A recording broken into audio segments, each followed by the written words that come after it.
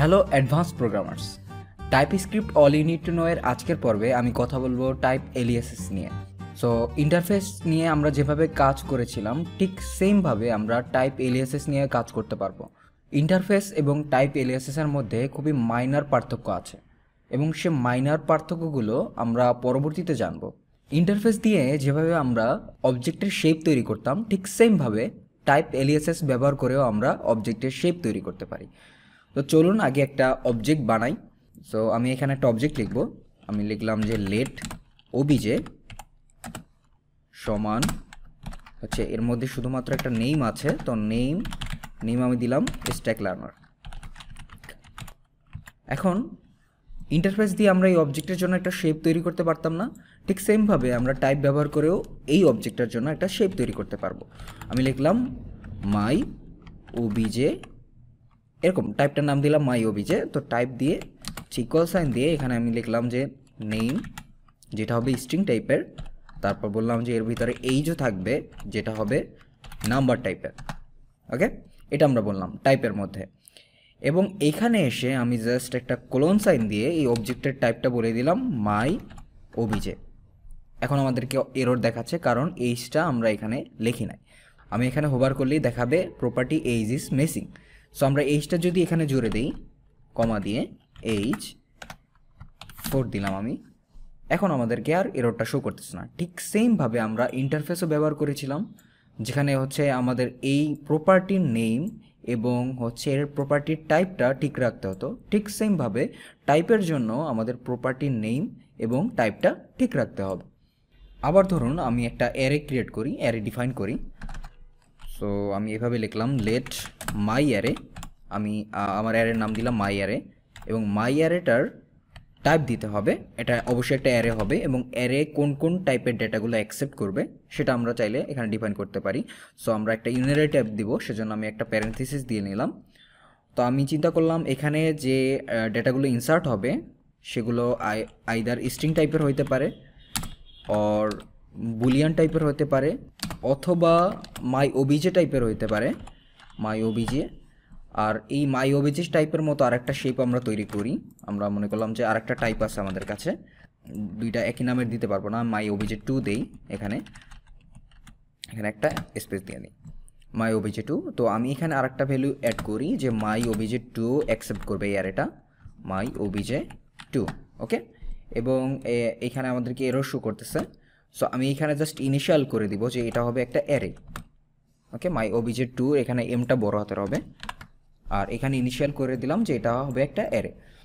এখন আমি জাস্ট আরেকটা ফাংশন তৈরি করব, এই অবজেক্ট আমাদের আর দরকার নেই। সো আমি এটা রিমুভ করে দেই, এখানে একটা ফাংশন ক্রিয়েট করি, ফাংশন। সো এখানে একটা লিখলাম ফাংশন। আচ্ছা, ফাংশন এক্সপ্রেশন তৈরি করি, লেট নাম দিলাম মাই ফান ইকুয়াল, তারপর হচ্ছে প্যারেন্থেসিস, এর মধ্যে প্যারামিটারগুলো থাকবে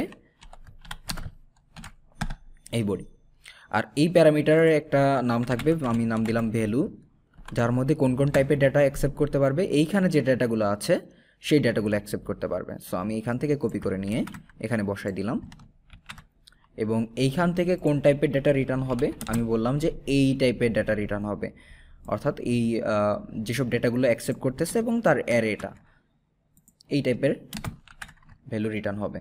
অলরেডি আমাদের ফাংশনটা অনেক বড় হয়ে গেছে এবং এইখান থেকে যেহেতু কিছু রিটার্ন করি নাই সেজন্য হচ্ছে আমাদেরকে এরর দিচ্ছে।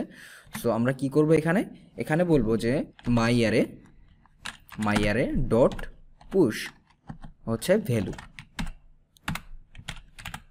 কারণ দেখেন আমি এইখানে হচ্ছে যেসব টাইপের ডেটাগুলো অ্যাকসেপ্ট করতাম সেই টাইপটাই এখানে দিয়েছি, সো আমাদেরকে আর এরর দিচ্ছে না। সো আমি যদি সামহ এখানে নিউমেরিক কোনো ভ্যালু দেই আমাদেরকে এরর দিবে, বলবে যে এই টাইপের ডেটা অ্যাকসেপ্ট করে না, এবং এখানে আমাদেরকে এরর দিচ্ছে। সো আমি এখানে জাস্ট এই নাম্বারটা সরিয়ে হচ্ছে ভ্যালু অ্যাসাইন করে দিই এবং শেষে গিয়ে হচ্ছে আমি রিটার্ন করে দিই মাই অ্যারেটা, তাহলেই হবে। কারণ মাই অ্যারের টাইপটা হচ্ছে এই টাইপের যেটা আমরা এখানে ডিফাইন করে দিয়েছিলাম এবং এই টাইপের ডেটাই এখান থেকে রিটার্ন করেছি, যে কারণে আর এরর দিচ্ছে না। সো দেখতেই পাচ্ছেন আমাদের ফাংশনের অবস্থাটা কীরকম হয়ে গেছে। এখন জাস্ট আমরা টাইপ ব্যবহার করে এই ফাংশনটা কিভাবে পরিবর্তন করি জাস্ট একটু লক্ষ্য করেন।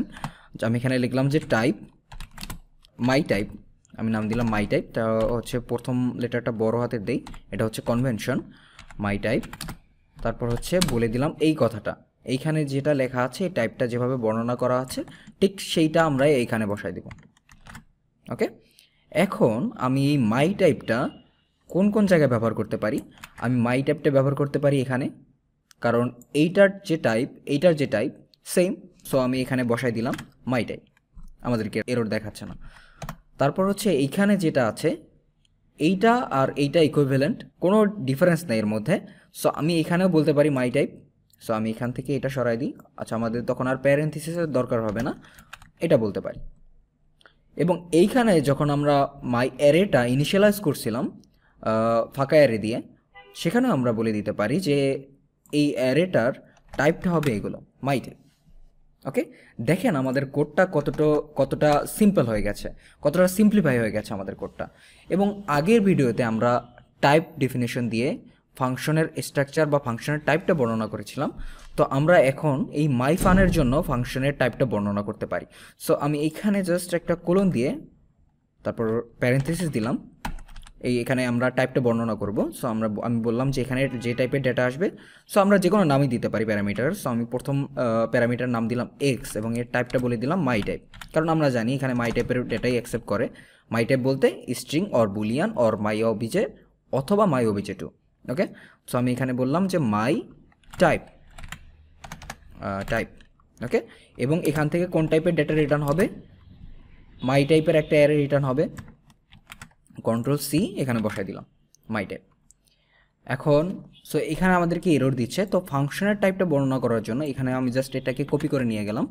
কপি করে এখানে আমি জাস্ট বললাম যে টাইপ, আমি একটা স্পেস ক্রিয়েট করি, টাইপ মাই ফান টাইপ, এইভাবে নাম দিলাম এবং এইটাকে এখানে বসাই দিলাম। এবং টিটা আমাদেরকে ছোটো হাতে দিতে হবে, মাই টাইপ এখন পারফেক্টলি ওয়ার্কিং। এবং এইখানে আমি বসাই দিব মাই ফান টাইপ। আর এইখানে যেহেতু আমরা টাইপটা বর্ণনা করে দিয়েছি, ভ্যালুর টাইপটা কী হবে, মাই টাইপের ভ্যালু এবং রিটার্ন টাইপ কী হবে সেটা আমরা বলে দিয়েছি। সুতরাং আমাদেরকে তখন আর এই প্যারামিটারের জন্য টাইপটা বলে দিতে হবে না, আমি জাস্ট রিমুভ করে দিই এখান থেকে, এবং রিটার্ন টাইপটা আমাদেরকে আর বলতে হবে না। সো দেখেন শুধুমাত্র টাইপ ব্যবহার করে আমাদের কোডটা কতটুকু সিম্পলিফাই হয়ে গেছে, কতটা সিম্পল হয়ে গেছে। আমরা খুব অল্প কোড লিখে একটা ফাংশনের স্ট্রাকচার, কোন টাইপের ডেটা অ্যাকসেপ্ট করতেছে, কী টাইপের ডেটা রিটার্ন করতেছে, সব কিছু বর্ণনা করতে পারতেছি। সো আরেকটা এক্সাম্পল দেখি আমরা টাইপ দিয়ে। এখানে আমি একটা টাইপ ক্রিয়েট করলাম গ্রেডের জন্য, টাইপ গ্রেডের টাইপটা হবে একটা স্ট্রিং। স্ট্রিংয়ের মধ্যে আমরা শুধুমাত্র রাখলাম fail or pass or retake. এই কথার মানে কি? এই কথার মানে গ্রেড যে টাইপটা আছে তার মধ্যে শুধুমাত্র স্ট্রিং আকারে ফেইল এই কথাটা থাকতে পারে, অথবা পাস এই কথাটা থাকতে পারে, অথবা রিটেক এই কথাটা থাকতে পারে।